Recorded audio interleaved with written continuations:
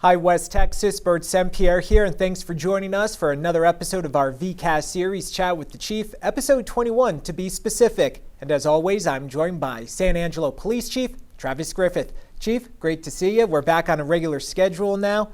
How's it going? It's always great to be here, and even though it's a hot day, it is a great day.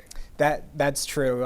What did they say? I guess any day when you're breathing, that's a good thing. On the right side of the dirt, that's what they say in That's Texas. right. Yeah. Okay, I'll keep that in mind. Keep that in mind. So let's hop right into it. Obviously, flooding and the recovery is still top of mind for many people. Last week, SAPD, the city, decided that the ingress-egress order that was put into place for several of the neighborhoods that were hit hardest didn't need to be in effect anymore. However, SAPD, DPS, Tom Green County Sheriff's Office had said that they would continue patrols in those areas. Yes, sir. Are those patrols continuing? Are they maybe winding down at this point? Still continuing. We're not going to be as intentional of making sure that we're staffing it in the same manner. We're slowly lowering that. SAPD has continued the whole time. We've continued our normal assignments in those districts. That will continue, and we're adding the people that we have available, but that's going to keep winding down kind of in pieces as the time goes on. More and more the stuff's been cleaned up in regards to the problematic stuff that people are illegally dumping is one thing, that people are still coming through and throwing stuff in people's yards. I spoke to a business owner on Chadburg where he's having individuals add to his pile instead of taking it to the dump themselves. And we've had the theft has gone down. Most of the property that was of value that people were wanting to keep has been secured. So we're winding that down. If you catch someone that is illegally dumping like that, for lack of a better term, what can maybe the penalties or consequences be for that? Well, it's crime. Yeah, it goes all the way up. It's a arrestable offense. It goes all the way up to a felony, depending on the amount of weight of the property, of the amount that you're throwing out, or if it has chemicals, something that's going to be something harder to clean up.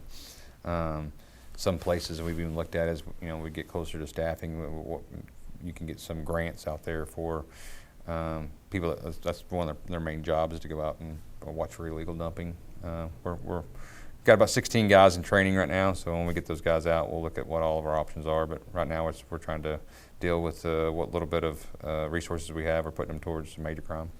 It's kind of hard to believe that it's been almost a month since the July 4th flooding. Yes, sir. As the head of SAPD, as one of the top officials in the city, as a resident of San Angelo, when you look back at the past several weeks, do you think we're making good progress? Obviously, we know there is a lot of work still to be done, but how do you kind of assess the work that everyone's been doing to kind of help and rally around those who need help? Yeah, I tell you, I think we're in a good spot. The more we continue to push on how we close, right? That's what matters. Closing something out in that chapter of our city's life, if you will, matters. And so we're still pushing really hard on that, and we have some great folks. It's really not so much the police department's area of expertise. We've managed to set public safety and keeping things safe and secure and arresting the individuals that are doing wrong and stuff like that has been where we've kind of more shifted to. But I can say, as far as the response goes, the governor's office has given us some kudos, if you will, saying how well the response has been, and that's just been nothing more than the grace of God and a wonderful team. And it was a team aspect across the board. I mean, that wasn't just the San Angelo Police Department. That was the police department working with DPS, with Tom Green County Sheriff's Office, with our Public Works Department, with our fire department, with our volunteer fire departments. All those things were able to be accomplished as a team effort, and anything that we did well on was because of that. We had a lot of wonderful things happened during that tragic event, right? And that's why I say San Angelo really was its best during some of its worst, is that we were able to have neighbors helping neighbors and people saving. They didn't sign up to be cops or firemen, right? But that day they showed up and have saved people's lives. So that's amazing. Yeah, we've done our fair share of stories, not only in San Angelo, but across the communities here in West Texas that were hit hard. And it's great to see that when things are bad and backs are up against the wall, that neighbors and complete strangers fight together for the same cause to help each other, because if you needed help, you would want someone to help you. So you should definitely go ahead and help those that need a hand as well. Let's go ahead and switch gears a little bit. Yes, you know, anytime you hear of a shooting, you know, people are concerned. Last week, we had an unfortunate incident in the city where officers had responded to a call of a wreck. Officers found a 19-year-old in a vehicle suffering from a gunshot wound. In the days that followed, 2 17-year-olds and 1 16-year-old were arrested. They've been charged with murder for their alleged roles in this shooting of the 19-year-old. I know at one point investigators had believed that those 4 people maybe knew each other, or at least the victim knew the other 3. What can you kind of tell us about this developing situation? Well, you know, we're still in the investigative process, and then as we move it through and pass that to the judicial side, there'll be a lot more things to come out. But I can tell you that there was a level of connection there, right? This was not random, and it was some of the really good police work that got us into that first 48 of catching all of the involved parties, right? And our prayers are with the victim's family as they've lost a loved one, and know that some of our best investigators put their best foot forward in this case, and I'm really impressed with the work that they're able to get done. The connection there, you know, we think that we see that as being a narcotics connection, and we won't really elaborate much more than that, but that's kind of where the investigation is led, and we'll keep going anywhere that it might take us. But as of right now, we feel pretty confident in our investigative processes and where we're at. So.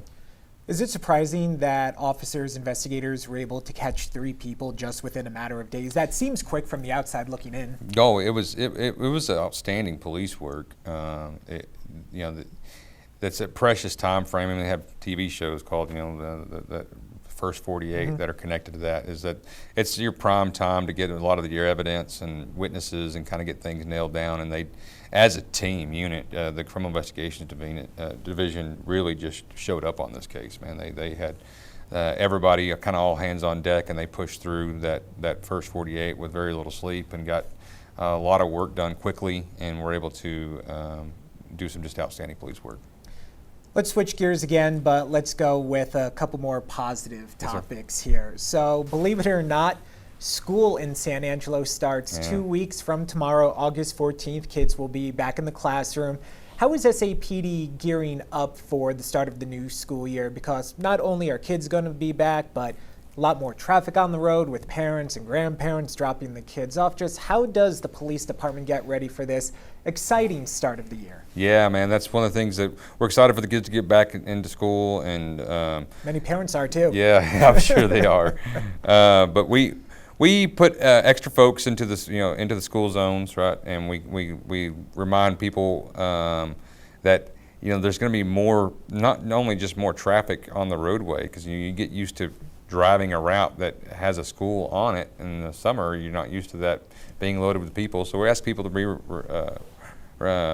mindful of that, you know, to know that at any given time, as school gets closer, they're going to find that being a busier route. And then you're going to have kids walking to school, riding bikes to school, having those conversations with your kiddos that might be riding their bikes, to be defensive drivers, right? To be watchful for those that might not see them, because they are a smaller user of that roadway and sidewalks and things like that. So when we encourage people to, as they start taking their kids to school earlier because of different events and whatnot, that, you know, that sun and that fall can blind you at the right spot, the right road. So you know, make sure you have clean windows and sunglasses and get ready to take on that, because if you can't see where you're going, right, you might run into one of those kiddos, and buses will be back out riding. You know, so remember those. To stop when you see those arms out, and got precious cargo there. Oh yeah, and the last thing anyone in this city wants is some sort of incident involving a vehicle 100%. And a kid just trying to get to or from school. I'm going to ask you to go all the way back to last week one last time. Yeah. So SAPD participated in the Tip a Cop fundraiser. Yeah. From the pictures on Facebook, it looks like a great time. You're raising money for local athletes and Special Olympics Texas. How was the fundraiser, and would you say maybe that's one of the best fundraisers that your men and women participate throughout the year? Yes, it's a wonderful fundraiser. Our guys and gals love going out there and participating in that, and we love seeing the athletes. We partner with them, and they tell everybody about what they do and what their favorite events are, and I love that aspect of it. It's a great organization, and I think I am slipping a little bit though, because normally I get offered a job when I'm there for being a waiter, but this year I did not. It's my first year I didn't get offered a job, so I think I must be getting a little slower. I must have a few drink orders, so that could probably be it. Chief. Non-alcohol. I told them we don't do that. You don't want any drinks. angry patrons. So I better stick to Chief, and I don't want to get those orders wrong. Well, maybe they know how busy you are. That could be it. Maybe that might have been. We'll stick to that. Chief, as always, I like to ask you if you have any final thoughts or words of wisdom before we wrap things up. So any final thoughts or words of wisdom, Chief? Well, there's an old, I grew up farming and ranching, there's an old saying that says, you can't plow a straight row looking backwards.